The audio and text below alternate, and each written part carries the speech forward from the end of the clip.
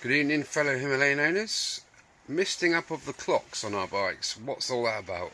Obviously, it's not specifically water ingress, but it's certainly moisture getting in there. So let's get to the bottom of it. I'm going to whip mine off. Ooh, missus, sounds a little bit rude, and we'll go from there. You need to undo your screen. So we've got your 4 Phillips screws. Pop your screen off, and then in there, look, you got your 1, 2, 3 10mm bolts, nuts, and then your wiring loom connection there. Just unplug that and take the thing off. Right, I'm going to do that now.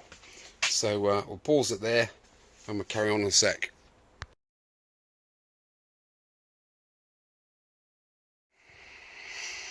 Right, well, the clocks are off. That seems to be fairly sealed in there. There doesn't seem to be any gaps down beside those pins. Not a big gap would sort of allow water in as such. I can't see anywhere that's open to atmosphere really. There's plenty of screws around the circumference, so I'm just going to whiz those off indoors, and because we've obviously got a seam all the way around, I'm just going to see if there is a gasket in there or some sort of seal. If not, I will put a bead of sealant around there when I reassemble. And I'm wondering whether these bezels, whether they're just literally stuck onto the main plastic body, to give it a bit of bling, or whether there is actually gappage in there or something that's allowing water or moisture inside the clocks. What I will do is I will take all the gubbins out of this enclosure, so you won't see any of these clocks or anything. I will do the thing back up together, and I will stick it in me sink, in a bucket, in a bowl of water, and see if I have any air bubbles coming out. That would show me where the water is, where there is a gap. Okay, right, to be continued. Incidentally, just checking at this plug, if we look inside, right in there where the cables go in, you will see blue rubber, which is making that watertight inside. All of those seem to be completely intact.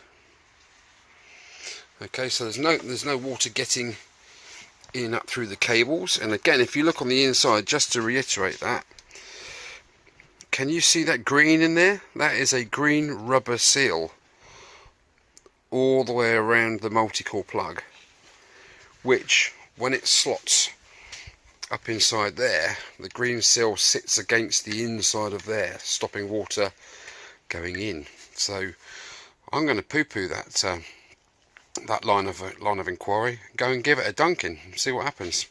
Alright guys, back in a bit. Right, I have the clocks indoors now. I'm just going to remove most of the screws. Well, there are most of the screws. They have very, very carefully put a quality control sticker right over the last screw, so you actually have to disturb it to get in there. So there goes my warranty on the clocks. Okay, I'm just going to disconnect that. Now, what I have noticed is there are no little rubber O-rings on these screws, so moisture can actually get in to the clocks this way through the holes. So one way will be to get tiny little O-rings just to seal those screw heads up. The other way, of course, would be to run a bead of sealant around. We're going to see how much it leaks in a minute when I put these screws back in without the clocks in it, and then we dunk it in bath. And the simplest method probably would be to get some of these things. You've all seen these in your stereos and things when you get them electrical appliances, little bags of silica which remove moisture from said atmosphere. Okay, so just pop one of them in the back of there. It was mentioned on the group already by one of the other gentlemen. I think it was it Martin? I think so. Hello Martin, if it was you anyway. So there we go, bags of silicone. I've just found some lying around in my toolbox. So we'll pop one in there afterwards and just monitor it and see how it goes, and see if it still steams up. Right, let's get that screw out and get these clocks apart. Okay, we have 9 screws. This literally just lifts off of there very gingerly. Put that to one side, and I've just had the camera on there, and I think you can just about see which angle did I have it at. Oh, come on, don't muck about. There. Can you see those? That there? That was the water line inside my clocks, and that's how it's dried. Okay, so right, a bit more investigating. Looks like to me that there is a seal running around inside there. I'm just going to get my flat blade screwdriver in there and see if it's rubberized. No, I'm going to have to go and get a thinner driver in there for that and just see if that is a rubberized seal. If so, then that's great, because we've got a big tall lip on there, so that would be seen. To be honest, this is cracking quality. What I'm seeing here, it's really good quality. The thought of everything, especially with the little seals in the back of the plug. Right, okay. Well, I'm going to endeavour to jimmy this out of the back of the housing, and then we can give it the submersible test and see exactly what's going on. Okay, to be continued. Right, on further investigation, I cannot get this part out of this part. Now, hats off to the Indian engineers there. I have taken apart 20-25 speedometers over the years, different bikes, and I've had to, you pull up on this and you take the disc off, a couple of screws behind it, just a couple of screws, whoosh, out it comes, kind of thing. You cannot get these off. Trust me, do not try it yourself. I have put quite a bit of energy into trying to get these little black caps come off. They come off fine, but underneath it, it's as if they've been pressed on. There are screws under here and under here, but I don't want to break anything to get to it.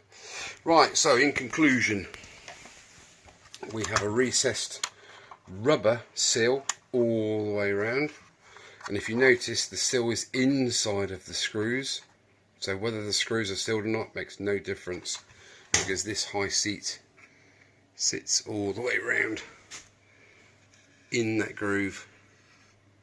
Okay, so that seals the circumference of the clocks. The bezels are literally stuck on,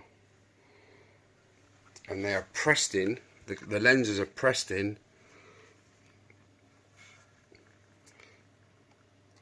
and there is no water coming in any of these areas at all. It's been floating around in there. I've put pressure on it, so I've submerged it a bit. Still no water coming in, and that's direct contact water. It's not like a splash from rain or something. This part here, where all the lights shine through, incidentally, they're all LEDs behind there. There's no lamps or bulbs to change. It's all LED. That's all sealed. These rubber nodules that do the adjustment on the clocks and that's completely sealed. Quality wise, this is a proper top quality piece of kit. I cannot get that out of there.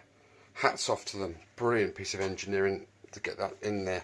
Now, I know what you guys are saying, yeah, but I've taken my PlayStation 2 apart, because on the back, what happens is, if you turn over your PlayStation 2, what am I talking about PlayStation 2 for? Those guys of you that have taken a PlayStation or something apart, you'll find these little pads on the back, and when you remove the pads, there's a little screw inside.